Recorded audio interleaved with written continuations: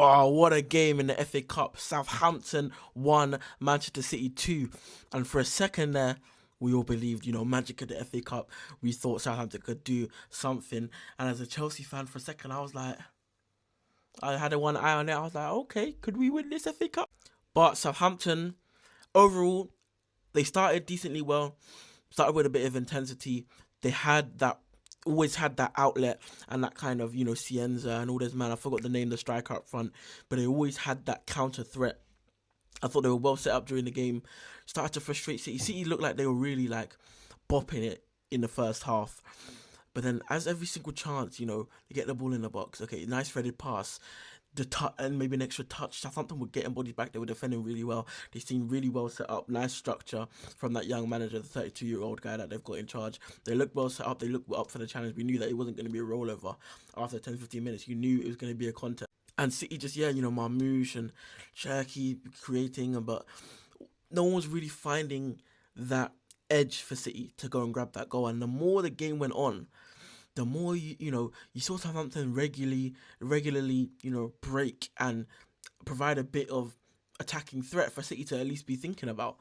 And as long as they had that and they were defending well and structured well and they were still in the game, you were thinking there's a chance for Southampton here. And the game just kept going until they get a chance. And I'm trying to remember the goal. I don't remember the goal. Yes, I do remember the goal. Then, break down the left-hand side, as it were. A lot of the game, that break down the left-hand side, they get the ball in. And the guy took a strange touch. I was thinking, touch, wrap it immediately. I was thinking, you got to take a shot here. He takes a turn, but he manages to swing his body around and still open it up, but not be leaning back too much to just balloons.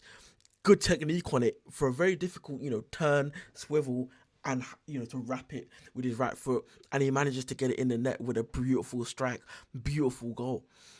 And Southampton fans, you can see this is the thing about the FA Cup in Wembley. This is what my thing is for tomorrow against Leeds. When you see like the underdog, they score, everyone's going mental, and it's like, oh my god. You think at that moment that this is Southampton's moment, they're gonna do it. City are shell shocked kind of thing.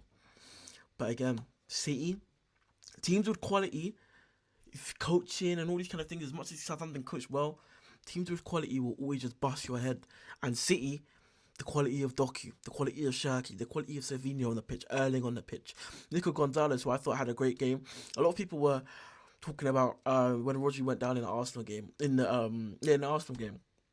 People were like, oh my god, what's gonna happen if Rodri? And I was like, as somebody who wants City to win the league, I'm not really worried. Because they've got Nico Gonzalez, and Nico Gonzalez isn't Rodri, but Nico Gonzalez is a very good footballer. But before we get to his goal, couple minutes after, you're thinking, I think Southampton, they sat back into their shape, and City just the mentality to just respond, and they just responded, and just went back to attack, and then a bit of fortuitous luck with that jockey shot, but good penetrative run. Good shot on target, and everything can happen when there's a low block. Shots outside the box, that's how you break down a low block. So that's one of the ways that you can break down a low block. And it deflects and it goes in. And you're thinking Southampton just needed a bit more time to ride out, but the luck wasn't on their side. And then you're thinking maybe extra time penalties.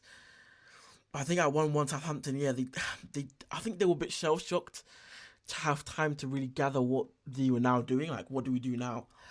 And then Nico Gonzalez just gets to edge the box, wraps it, an unbelievable finish, and there's nothing you can do in Southampton. You've just been slapped by quality, and that's the issue coming against teams of this quality.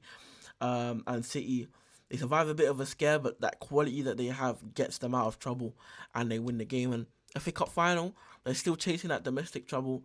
As a Chelsea fan, Southampton, City, I was thinking, it was as Doku was about to shoot. Because when Southampton score, as a Chelsea fan, you're thinking, can we do something in this FA Cup?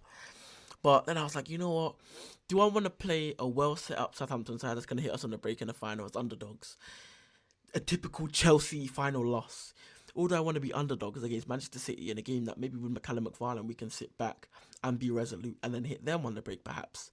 That, to me, seems like more of a game that Chelsea would win than playing Southampton. Although, obviously, Southampton's the worst football team. But we're not good, so we have to take into account styles make fights, styles make games, and styles make results. And to be honest, I'm not too upset about City going through, but we'll talk about this further in the Leeds preview, and I'm going to talk about this. But City finalists, who is it going to be, Leeds or Chelsea? Can they win a domestic treble? Can they win the FA Cup? You'd expect them to, but boy, imagine if they get a domestic treble out of this season. Crazy work.